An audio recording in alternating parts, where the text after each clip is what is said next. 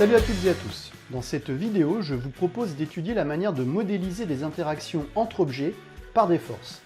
Après avoir défini la notion de système et énoncé la troisième loi de Newton ou principe des actions réciproques, je passerai en revue différentes situations où nous modéliserons une action par une force.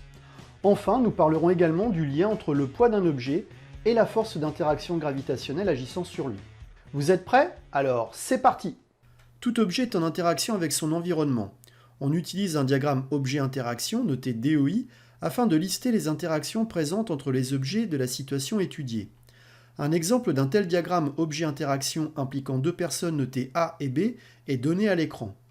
Remarquons sur ce type de diagramme que la Terre est responsable de la pesanteur, c'est-à-dire une interaction à distance, alors que le sol est responsable des appuis sur lesquels les objets sont posés. On parle alors d'interaction de contact. Lorsque l'on désire étudier un objet en particulier, celui-ci est appelé système.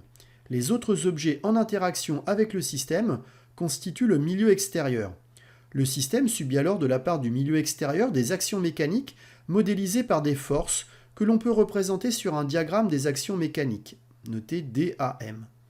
Deux exemples de diagrammes des actions mécaniques sont donnés à l'écran en considérant dans un premier temps la corde comme système étudié, puis dans un second temps la personne B.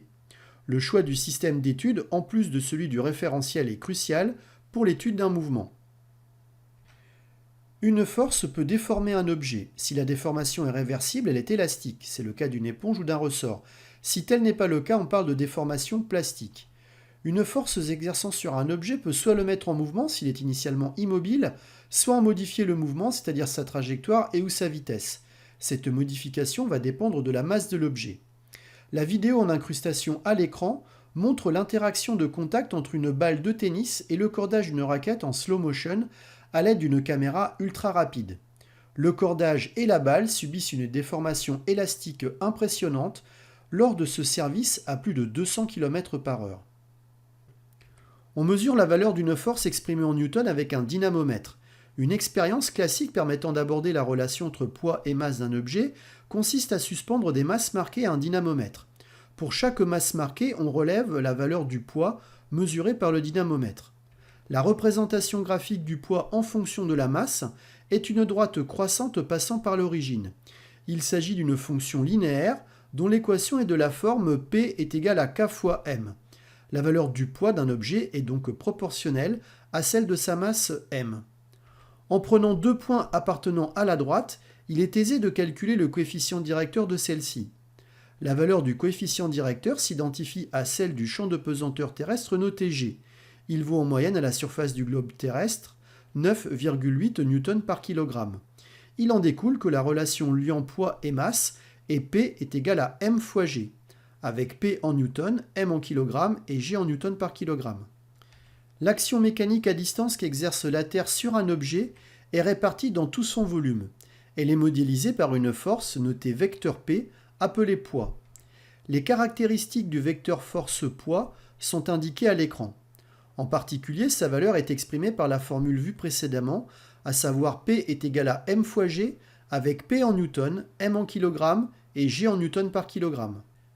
Si un système A exerce sur un système B une force notée F de A sur B, alors réciproquement le système B exerce sur le système A une force notée F de B sur A, telle que F de B sur A est égal à moins F de A sur B. Cette troisième loi de Newton, ou principe des actions réciproques, peut être illustrée à l'aide de deux dynamomètres, tels qu'indiqués à l'écran, et peut s'écrire sous deux formes équivalentes. Je vous propose maintenant de passer en revue trois situations permettant d'illustrer l'importance du principe des actions réciproques. Dans l'exemple de la locomotion, le pied d'un athlète exerce sur le sol une force diamétralement opposée à celle du sol sur son pied. Notons au passage que la force exercée par le sol sur le pied de l'athlète est la somme de la réaction normale R indice N et de la réaction tangentielle R indice T. Dans l'exemple de la propulsion, la fusée exerce une force sur le gaz et réciproquement celui-ci exerce une force sur elle diamétralement opposée. Enfin, sur l'exemple du freinage, la route exerce sur la roue une force diamétralement opposée à celle de la roue sur la route. Les exemples précédents mettent également en lumière la nécessité de définir précisément le système sur lequel agiront les forces extérieures. Étudions le cas d'un ballon de basket animé d'un mouvement vertical et rectiligne de chute libre. Le référentiel d'étude est le référentiel terrestre supposé galiléen. Il peut être assimilé au panier de basket. Le système étudié est le ballon de basket de masse m. Dans cette situation, en négligeant les forces de frottement de l'air et la poussée d'Archimède, la seule force extérieure appliquée au ballon est son poids P, dont les caractéristiques du vecteur force sont données à l'écran. Il s'agit d'une interaction à distance exercée par la planète Terre sur le ballon de basket. Un exemple d'application numérique permettant de calculer la valeur du poids du ballon de basket est donné à l'écran. Je vous laisse mettre la vidéo sur pause si nécessaire. Dans cette deuxième situation, étudions le cas d'un ballon de football immobile sur la pelouse. Le référentiel d'étude est le référentiel terrestre supposé galiléen. Il peut être assimilé au stade de foot.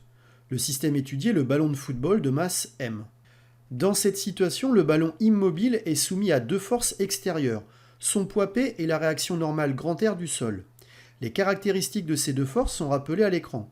Notons au passage qu'il n'existe pas de formule permettant de calculer directement la valeur de la réaction normale du sol. En vertu du principe des actions réciproques, on peut écrire que le vecteur P plus le vecteur R est égal au vecteur nul. On en déduit que le vecteur P est égal à l'opposé du vecteur R, d'où une valeur P est égal R. Cette égalité permet donc de déduire indirectement la valeur de la réaction normale du sol. Un exemple de calcul est donné à l'écran. Je vous laisse mettre la vidéo sur pause si nécessaire afin d'en étudier le détail. Dans ce troisième exemple, un sac de frappe immobile est suspendu à un support. Le référentiel d'étude est le référentiel terrestre supposé galiléen. Il peut être assimilé à la salle de sport. Le système étudié est le sac de frappe de masse m. Dans cette situation, les forces extérieures appliquées au sac de frappe sont son poids P et la tension T du fil qui le maintient suspendu. Les caractéristiques de ces deux forces sont données à l'écran. Là encore, il n'existe pas de formule permettant de calculer directement la valeur de la tension exercée par le fil. En vertu du principe des actions réciproques, on peut écrire que le vecteur P plus le vecteur T est égal au vecteur nul. On en déduit que le vecteur P est égal à l'opposé du vecteur T, d'où en valeur P est égal à T. Cette égalité permet donc de déduire indirectement la valeur de la tension exercée par le fil. Un exemple de calcul est donné à l'écran. Je vous laisse mettre la vidéo sur pause si nécessaire afin d'en étudier le détail.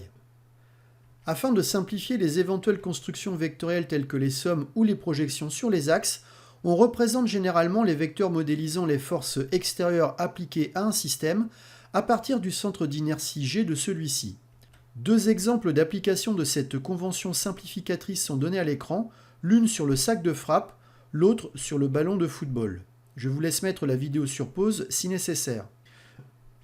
Un autre exemple illustrant une représentation simplifiée des forces extérieures ayant par convention pour point d'application unique le centre d'inertie G d'un ballon de football est donné à l'écran. On remarque ici que la somme vectorielle des trois forces extérieures appliquées au système n'est pas nulle. En effet, bien que le poids et la réaction normale soient deux forces qui se compensent exactement, il reste néanmoins la force exercée par la chaussure sur le ballon de football, dont la valeur est non nulle. La loi universelle de la gravitation ou loi de l'attraction universelle, découverte par le physicien anglais Isaac Newton, est la loi décrivant la gravitation comme une force responsable de la chute des corps et du mouvement des corps célestes, et de façon générale de l'attraction entre des corps ayant une masse, par exemple les planètes, les satellites naturels ou artificiels. L'expression vectorielle de la force d'interaction gravitationnelle entre deux corps de masse respective m1 et m2, dont les centres sont séparés d'une distance petit r, est donnée à l'écran. On remarque que la valeur de cette force est proportionnelle au produit des deux masses et inversement proportionnelle au carré de la distance qui les sépare. La constante grand G est la constante de gravitation universelle, sa valeur est donnée à l'écran. Je vous donne à titre indicatif un exemple de calcul portant sur la détermination de la valeur de la force d'interaction gravitationnelle existant entre la Terre et la Lune. Je vous laisse mettre la vidéo sur pause si nécessaire afin d'étudier le détail de ce calcul. Enfin, en première approximation, on assimilera le poids d'un objet à la force d'attraction gravitationnelle qu'exerce la Terre sur celui-ci. Voilà, j'espère que vous en savez désormais un peu plus sur la manière de modéliser une action à distance ou de contact sur un système. Je vous remercie de votre attention et vous donne rendez-vous très vite pour de nouvelles aventures. À bientôt, au revoir.